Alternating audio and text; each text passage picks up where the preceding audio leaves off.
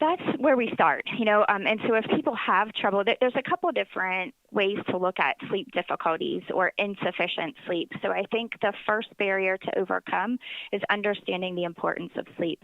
If you don't value sleep and understand how important it is, you're not going to consider it a priority. So I talk to the kids that I see in clinic and the parents that I see in clinic that we have to value this. We have to set it time and a sufficient amount of time. So that's the first hurdle.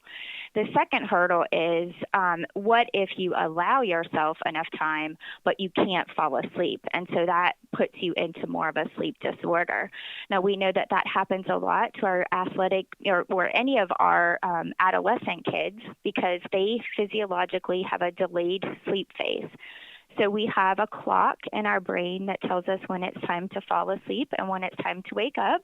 In general, the clock functions between 8 to 10 p.m. for adults and wake up time around 7 to 8 a.m. But in an adolescent, it gets shifted or delayed, and it's more like midnight is their physiologic time to go to sleep, and noon would be their physiologic time to wake up. So the challenges that we face in our society where we have early high school start times is that kids are required to fall asleep sooner than when their clock tells them to. So I have some kids that have an exaggerated delayed sleep phase syndrome. I have some kids that have some difficulties, but we can overcome that. And lastly, which is the big one in society today, is electronics.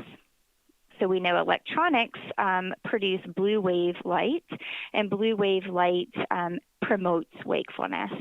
And so anyone that sits on an electronic device is actually delaying their normal time to sleep anyway.